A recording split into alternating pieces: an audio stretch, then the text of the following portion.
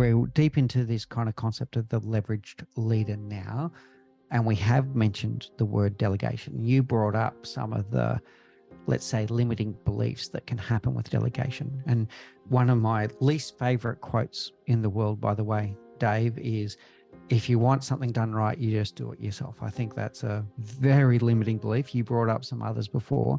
How do we get people to make those shifts away from comments like that I'm going to do a better job than the rest, and all of these things that might hold them back from creating this environment based on delegation and creating on getting more multiplication and throughput through the team? I swear if there was a silver bullet, that's the only thing I would teach. Because again, like we were talking before we hit record, like I'm working with leaders with 10, 15, 20 years experience, and they're still coming because they're like, I don't know how to delegate. And I'm like, how have you been leading for a decade and you don't know how to delegate? Like, isn't that most of the job? And it's not that they don't give other people work, but I think that's different than creating like a sustainable system where the work is done by the optimal person for the long-term benefit. And I think the key part is that last part, the long-term benefit. And because that's the trade you have to make, because the fears they have are correct. One of the other fears we didn't talk about is like, it's going to take me longer to delegate it than it is to do it myself. And they're right. They're 100% right. This first time, it will definitely take you longer to teach the person to create the standard operating procedure, whatever method you're going to use to delegate it. And probably the second time, because the person will screw it up and you'll have to give them some feedback and change it. But the fourth, fifth, sixth, and nth times, it doesn't take longer. It takes you far less time.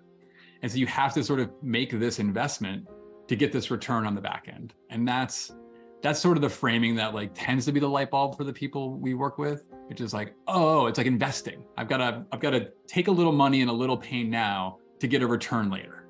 And that's sort of how you have to think about delegation, I think. Yeah, I love it.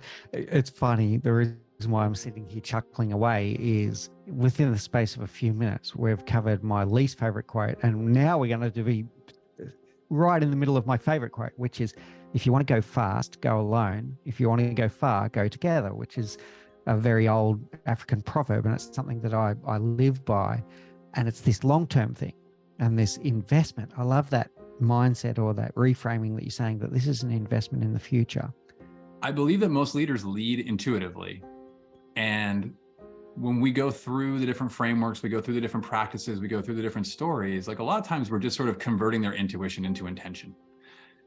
So when we go through the delegation, it's super simple. It's what, who, when, and why, right? So we identify the work, like what pieces of work should move. And we have a couple prompts for that. Like some of it's going to be, is it an existential piece of work? Like I'd be a little careful of delegating that. Is it experimental? Have you already delegated a piece? Can you delegate more? We talk about delegating goals over tasks. But basically, can you look at your portfolio of work that needs to move and pick the logical stuff to move? Then to your point, you're like, well, who's going to get this work? Is it going to be the right title, kind of in your description, right? Oh, it's data, it must go to the data analyst. Sometimes that makes sense, or is it going to be because you're delegating for their development? Or is it because you're delegating to test someone who's on a pip? Someone who's like on the edge and you're trying to get a fair read and you're going to give them a new piece of work to say like, oh, they can stay because they're actually coming up the curve, or like, no, this person's just not a fit. Then we do the when. When's the one everyone always skips and they just delegate it when it's on their desk. But have you ever tried to delegate to someone in finance during the quarter close, or delegate to a developer with 3 days left in a sprint? It just doesn't make any sense. So like think about the rhythm of your business and say, when does it make sense for me to delegate it?